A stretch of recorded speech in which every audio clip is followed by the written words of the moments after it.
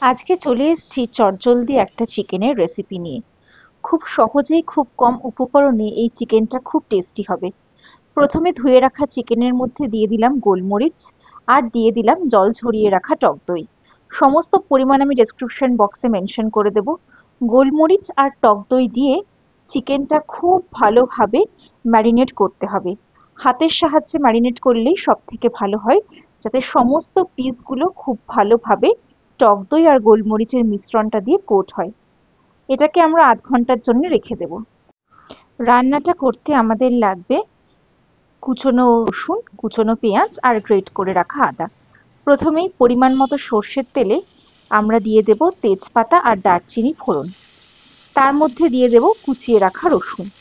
রসুনটাকে নেড়ে চেড়ে খুব ভালো করে গোল্ডেন হওয়া অবধি ভেজে নিতে হবে। আমি সমস্ত পরিমাণ ডেসক্রিপশন বক্সে মেনশন করে দেব।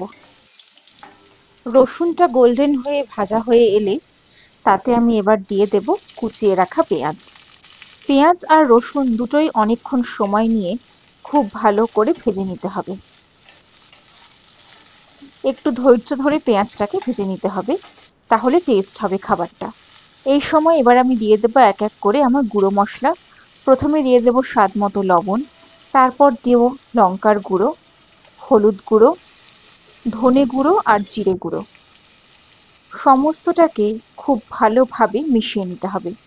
আর দিয়ে দেব গ্রেট করে রাখা আদা। সমস্ত মশলা খুব ভালো করে গ্যাসটা সিম করে কষিয়ে নিতে হবে, যতক্ষণ না অবধি মশলা থেকে তেল ছেড়ে আসছে। মশলাটাকে অনবরত নেড়ে নেড়ে ভালো করে কষিয়ে নিতে হবে।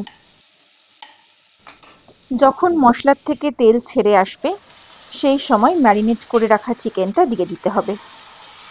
চিকেনটাকে মশলার সাথে খুব ভালো করে মিশিয়ে নিতে হবে। একটু গ্যাসের ফ্লেমটাকে এই সময় মিডিয়াম টু হাইয়ের মধ্যে রাখতে হবে, আর চিকেন আর মশলাটা অনবরত নেড়ে খুব ভালো করে মিশিয়ে নিতে হবে, যাতে সমস্ত মশলা প্রত্যেকটা পিসের গায়ে খুব ভালো করে কোট হয়ে যায়। চিকেন আর মশলাটা খুব ভালো করে মিশিয়ে নেওয়ার পর এবার আমি 10 থেকে 15 মিনিট ঢেকে রান্না করব। 15 মিনিট পর আমি ঢাকনা সরালাম। চিকেনের থেকে দেখুন অনেকটা জল ছেড়েছে। আমি এই রান্নাতে কোনো জল দেব না, চিকেনের জলেই চিকেন সেদ্ধ হবে। আবারও সমস্তটা খুব ভালো করে নেড়ে চেড়ে আমি ঢাকনা দিয়ে দেব। এই সময় আপনারা ঝালের জন্য কয়েকটা কাঁচা লঙ্কাও ব্যবহার করতে পারেন, সেটা সম্পূর্ণ অপশনাল। আমি ঢেকে আরো 10 মিনিটের জন্য রান্না করে নেব। দেখুন উপরে পুরো তেল ভেসে এসছে।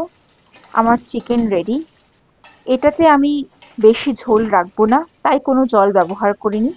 আপনারা ঝোল চাইলে গরম জল ব্যবহার করতে পারেন, কিন্তু এই চিকেনটা একটু মাখা মাখা গ্রেভি খেতে ভালো লাগবে। আমার চিকেন রেডি। আমি এটাকে এবার সার্ভ করব। এটাকে গরম গরমই সার্ভ করতে হবে। আমি এটাকে সাদা ভাতের সাথে সার্ভ করেছি। আপনারা এটাকে রুটি, লুচি, পরোটা এবং পোলাওয়ের সাথেও এটা খেতে দুর্দান্ত লাগবে। আপনারা সবাই বাড়িতে এটা অবশ্যই একবার ট্রাই করবেন। খুব কম ঘরোয়া উপকরণ দিয়েই খুব টেস্টি একটা রেসিপি খুব অল্প সময়ে তৈরি হয়ে যায়। আপনারা আমাকে কমেন্টসে জানাবেন কেমন লাগলো। যদি ভালো লেগে থাকে তাহলে অবশ্যই ভিডিওটা লাইক করবেন, শেয়ার করবেন। সবাই খুব ভালো থাকবেন, সুস্থ থাকবেন।